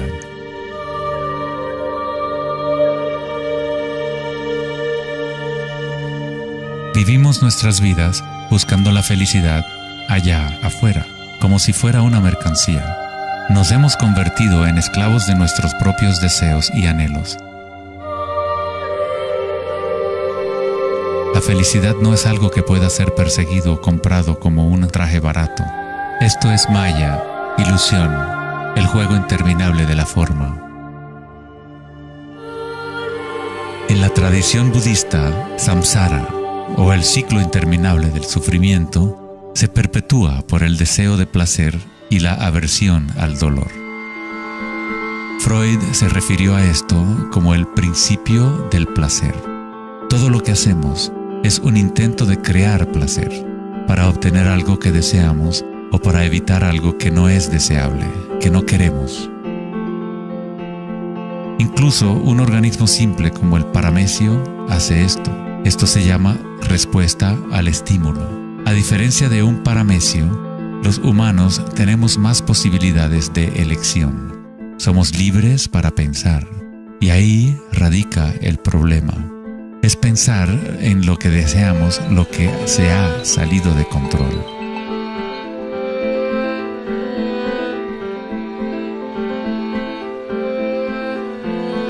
Safety systems armed.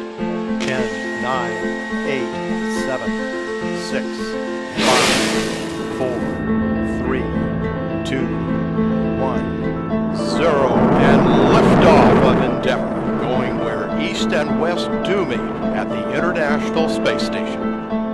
El dilema de la sociedad moderna es que tratamos de entender el mundo no en términos de conciencia interna arcaica, sino cuantificando y calificando lo que percibimos como el mundo externo, a través de medios científicos y mentales. Pensar solo ha llevado a pensar más y a formular más preguntas. Anhelamos conocer el secreto que crea el mundo y orienta su camino, pero consideramos esta esencia como si estuviera fuera de nosotros, no como una cosa viviente e inherente a nuestra propia naturaleza. Fue el famoso psiquiatra Carl Jung quien dijo: aquel que mira hacia afuera sueña, aquel que mira hacia adentro despierta. No tiene nada de malo desear estar despierto, ser feliz. Lo que está mal es buscar la felicidad fuera cuando solo se puede encontrar en nuestro interior.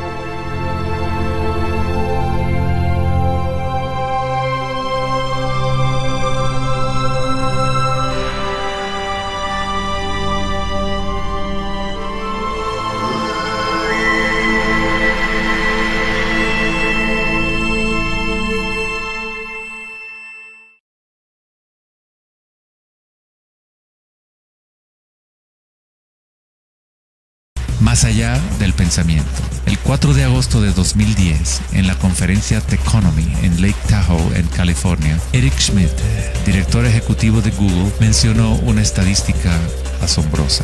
Cada 2 días creamos la misma cantidad de información que hemos creado desde los albores de la civilización hasta el año 2003. Es algo así como 5 exabytes de datos. Nunca en la historia de la humanidad hemos usado tanto la mente y nunca había habido tanta confusión en el planeta. ¿Podría ser que cada vez que pensamos en una solución a un problema, creamos 2 problemas más? ¿De qué sirve pensar tanto si no conduce a una mayor felicidad? ¿Somos más felices? ¿Más ecuánimes? ¿Más alegres como resultado de tanto pensar? O quizás nos aísla, nos desconecta de una experiencia más profunda y más significativa de la vida.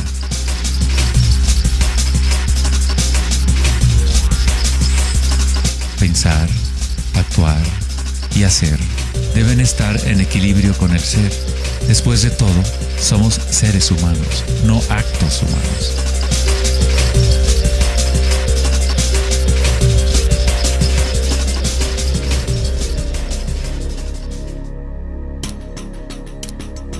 Queremos un cambio y queremos estabilidad al mismo tiempo. Nuestros corazones se han desconectado de la espiral de la vida, de la ley del cambio, mientras nuestras mentes pensantes nos conducen hacia la estabilidad, la seguridad y la pacificación de los sentidos. Con una fascinación morbosa, observamos asesinatos, tsunamis, terremotos y guerras. Constantemente tratamos de ocupar nuestra mente, llenándola de información. Programas de televisión transmitiendo de cada dispositivo imaginable, juegos y rompecabezas, mensajes de texto y todas las trivialidades posibles. Nos dejamos fascinar con la corriente infinita de nuevas imágenes, nuevas informaciones, nuevas formas de provocar y pacificar nuestros sentidos. los momentos de reflexión interior, nuestro corazón nos dirá que hay algo más en la vida que nuestra realidad actual, que vivimos en un mundo de espíritus hambrientos, siempre anhelando más y nunca satisfechos.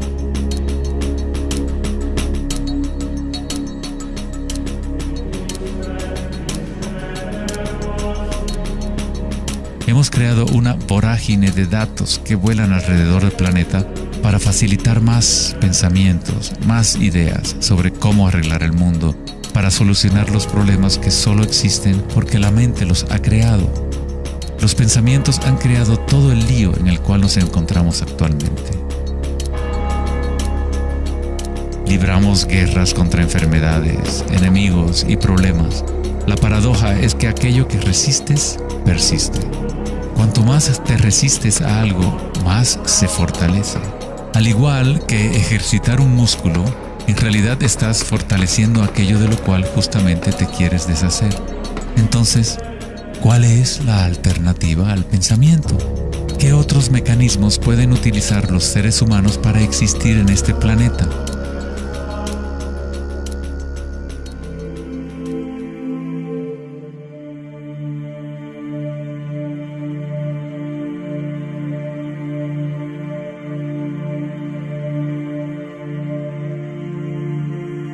Mientras que la cultura occidental en los últimos siglos se ha centrado en la exploración de lo físico mediante el uso del pensamiento y el análisis, otras culturas antiguas han desarrollado tecnologías igualmente sofisticadas para explorar el espacio interior. Es la pérdida de nuestra conexión con nuestro mundo interior lo que ha creado un desequilibrio en nuestro planeta. El antiguo inquilino, «Conócete a ti mismo», ha sido reemplazado por el deseo de experimentar en el mundo externo de la forma. Responder a la pregunta ¿quién soy? No es simplemente una cuestión de describir lo que está en tu tarjeta de presentación. En el budismo, no eres el contenido de tu conciencia. No eres apenas una colección de pensamientos o ideas, porque detrás de los pensamientos está aquel que está siendo testigo de los pensamientos.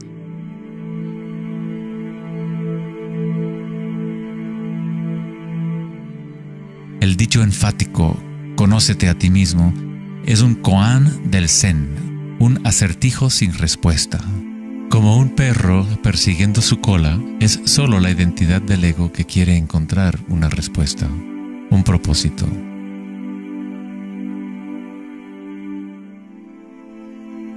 La verdad de lo que eres no necesita una respuesta, pues todas las preguntas fueron creadas por la mente egoica.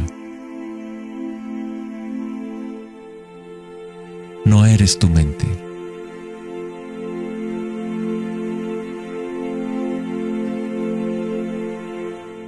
La verdad no yace en más respuestas, sino en menos preguntas.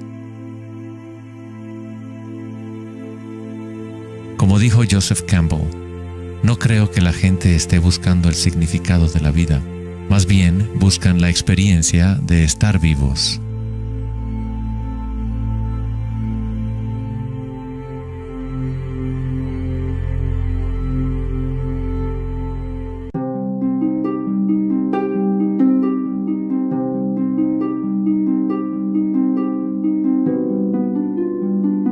Cuando al Buda le preguntaron, ¿qué eres?, simplemente dijo, estoy despierto.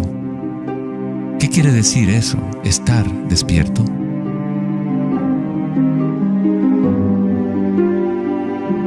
El Buda no dice exactamente qué es, porque el florecimiento de cada vida individual es diferente, pero sí dice algo, es el fin del sufrimiento.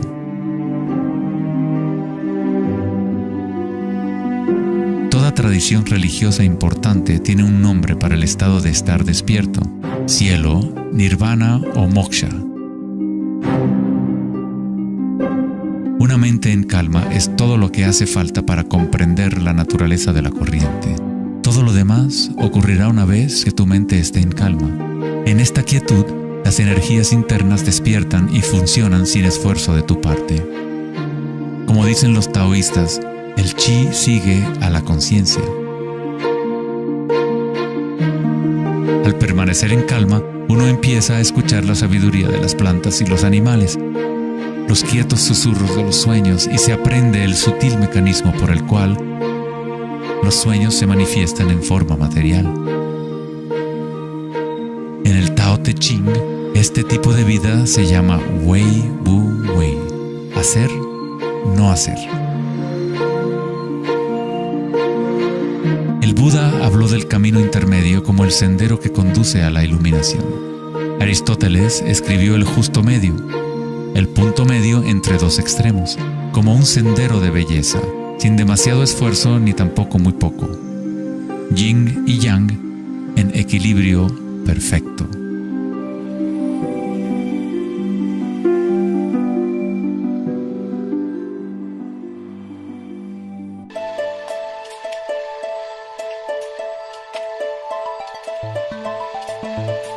La noción de Vedanta sobre Maya, o la ilusión, es que no experimentamos el medio ambiente en sí, sino una proyección creada por los pensamientos.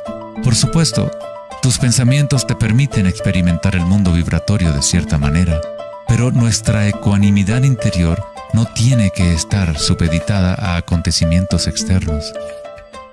La creencia en un mundo externo independiente del sujeto que percibe es fundamental para la ciencia. Pero nuestros sentidos solo nos entregan información indirecta. Nuestras nociones acerca de este mundo físico creado por nuestra mente están siempre filtradas por nuestros sentidos y, por lo tanto, siempre son incompletas. Hay un campo de vibraciones que subyace en todos los sentidos. Las personas con una condición llamada sinestesia a veces sienten este campo vibratorio de diferentes maneras. Los sinestésicos pueden ver los sonidos como colores o formas, o las cualidades asociadas de un sentido hacia otro.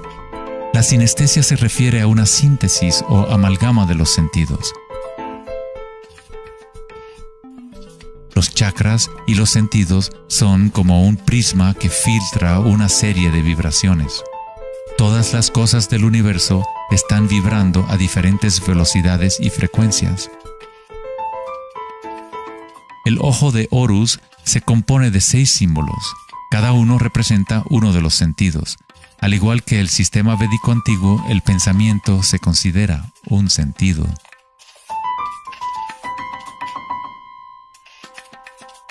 Los pensamientos se perciben simultáneamente como sensaciones que se experimentan en el cuerpo. Surgen de la misma fuente vibratoria. El pensamiento es simplemente una herramienta, uno de los 6 sentidos. Pero lo hemos llevado a un estado tan elevado que nos identificamos con nuestros pensamientos. El hecho de que no identificamos el pensamiento como uno de los 6 sentidos es muy significativo. Estamos tan inmersos en nuestros pensamientos que al tratar de explicar el pensamiento como un sentido, es como explicarle a un pez el agua. ¿Agua? ¿Qué agua?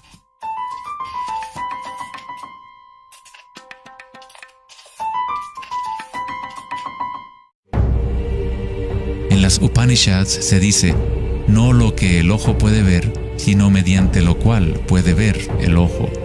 Toma conciencia de eso para ser Brahma, el Eterno, y no lo que la gente aquí adora. No lo que el oído puede escuchar, sino mediante lo cual puede escuchar el oído.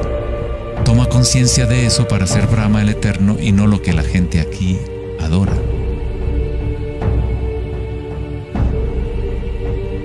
No lo que el habla puede iluminar, sino mediante lo cual el habla puede iluminarse. Toma conciencia de eso para ser Brahma, el Eterno, y no lo que la gente aquí adora.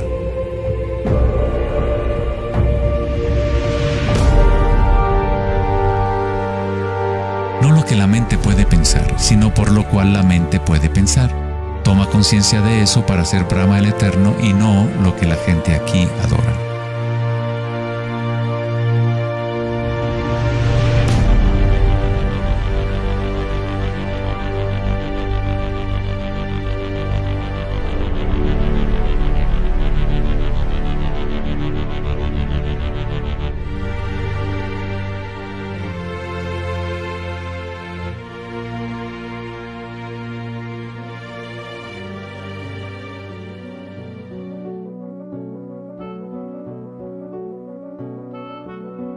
la última década, grandes avances se han llevado a cabo en el ámbito de la investigación cerebral.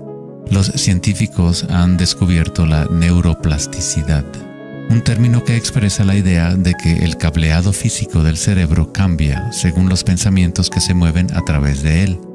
Como expresó el psicólogo canadiense Donald Hebb, las neuronas que se ponen en marcha al mismo tiempo se conectan entre sí. Las neuronas se conectan al máximo cuando una persona entra a un estado de atención ininterrumpida. Lo que esto significa es que es posible dirigir tu propia experiencia subjetiva de la realidad. Literalmente, si tus pensamientos son de temor, preocupación, ansiedad y negatividad, estás incrementando la conexión para que surjan más pensamientos similares. Si diriges tus pensamientos hacia el amor, la compasión, la gratitud y la alegría, creas la conexión para repetir esas experiencias. ¿Cómo hacerlo cuando estamos rodeados de violencia y sufrimiento? ¿No es esto una especie de engaño o vana ilusión? La neuroplasticidad no es lo mismo que la noción de la nueva era que dice que creas tu realidad con pensamientos positivos. En realidad es lo mismo que el Buda enseñó hace 2500 años. La meditación vipassana o la meditación introspectiva podría describirse como neuroplasticidad autodirigida. Aceptas tu realidad tal como es, como realmente es. Pero tú lo experimentas en el nivel raíz de la sensación, en el nivel vibratorio o energético, sin prejuicio o la influencia del pensamiento. A través de una intención ininterrumpida en el nivel raíz de la conciencia, se crea la conexión para una percepción completamente diferente a la realidad.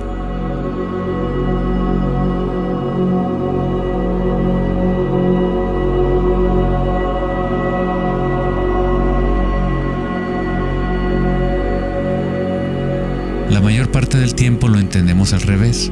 Estamos permitiendo constantemente que las ideas sobre el mundo exterior conformen nuestras redes neuronales, pero nuestra ecuanimidad interior no tiene que estar supeditada a acontecimientos externos. Las circunstancias no importan, solo mi estado de conciencia importa. Meditación en sánscrito significa estar libre de cualquier tipo de medición o evaluación, libre de toda comparación, de todo devenir. No estás tratando de convertirte en algo más, estás de acuerdo con lo que es. La forma de superar el sufrimiento del reino físico es aceptándolo por completo, decirle que sí a todo para que se convierta en parte tuya en vez de tú ser parte de eso.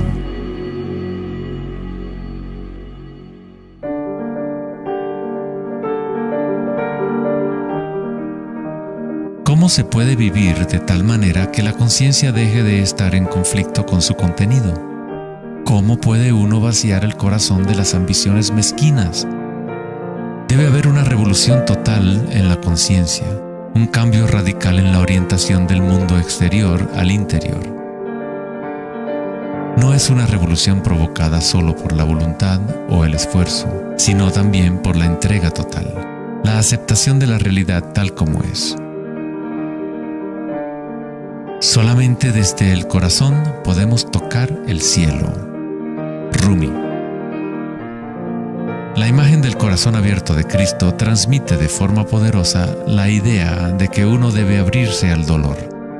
Uno debe aceptar todo si desea permanecer abierto a la fuente de la evolución. Esto no significa que te conviertes en un masoquista. No buscas dolor, pero cuando el dolor viene, lo cual inevitablemente ocurre, simplemente aceptas la realidad tal como es en lugar de anhelar otra realidad. Los hawaianos han creído durante mucho tiempo que es a través del corazón que aprendemos la verdad. El corazón tiene su propia inteligencia, tan obvia como la del cerebro. Los egipcios creían que el corazón, y no el cerebro, era la fuente de la sabiduría humana. El corazón era considerado el centro del alma y la personalidad.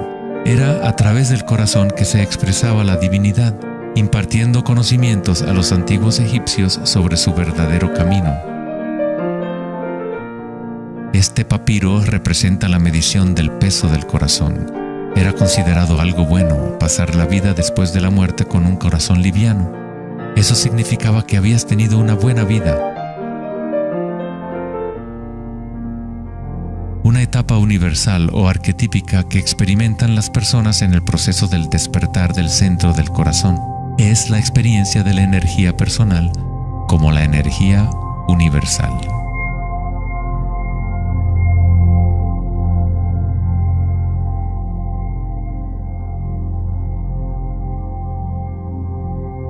Cuando te permites sentir este amor, ser este amor, cuando conectas tu mundo interior con el mundo exterior, entonces todo es uno.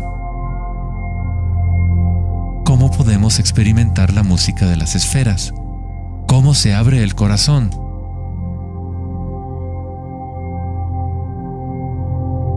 Sri Ramana Maharshi dijo: Dios habita en ti, como tú, y no tienes que hacer nada para ser consciente de Dios o de ti mismo. Ya es tu estado verdadero y natural.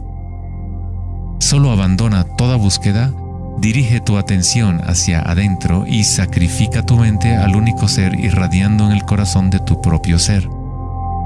Para que esto sea tu experiencia que vives en el presente, el autoconocimiento es el único camino directo e inmediato.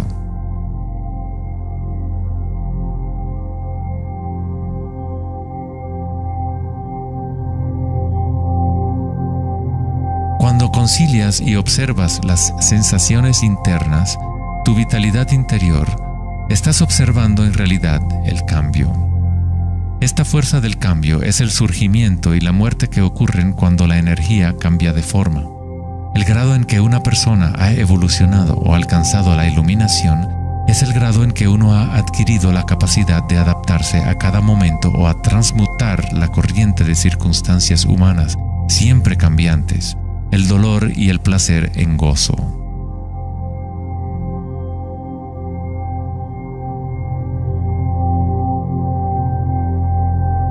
Leo Tolstoy, autor de La Guerra y la Paz, dijo que todo el mundo piensa en cambiar el mundo, pero nadie piensa en cambiarse a sí mismo.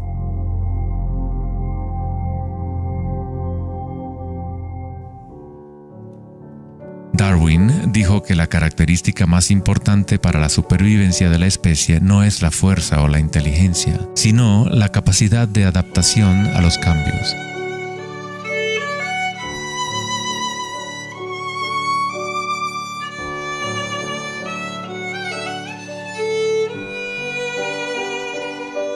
Debemos convertirnos en expertos en adaptación. Esta es la enseñanza budista de Anicca. Todo está surgiendo y desapareciendo, cambiando. El cambio es constante. El sufrimiento existe solo porque nos apegamos a una forma particular.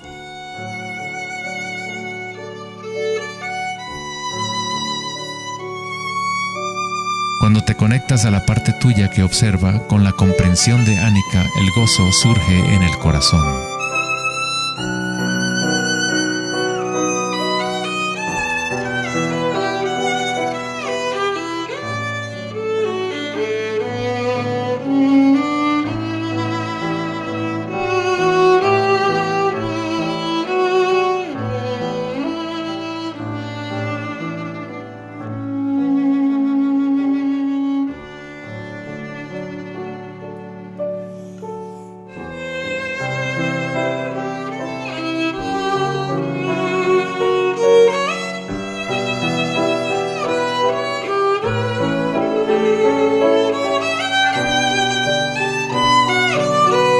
Santos, sabios y yogis a lo largo de la historia han descrito de una manera unánime la unión sagrada que se produce en el corazón, ya sean las obras de San Juan de la Cruz, los poemas de Rumi o las enseñanzas tántricas de la India. Todas estas enseñanzas diferentes tratan de expresar el misterio sutil del corazón. En el corazón, esta es la unión de Shiva y Shakti, la penetración masculina en la espiral de la vida y la entrega femenina al cambio. Atestiguar y aceptar de forma incondicional todo lo que es.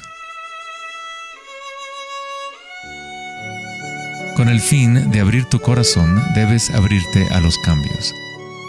Vivir en el mundo aparentemente sólido, danzar con él, comprometerte con él, vivir en plenitud, amar por completo, pero sabiendo que es transitorio y que, en última instancia, todas las formas se disuelven y cambian. El gozo es la energía que responde a la calma. Surge al vaciar la conciencia de todo contenido. El contenido de esta energía de gozo, producto de la calma, es la conciencia. Una nueva conciencia del corazón. Una conciencia conectada a todo lo que es.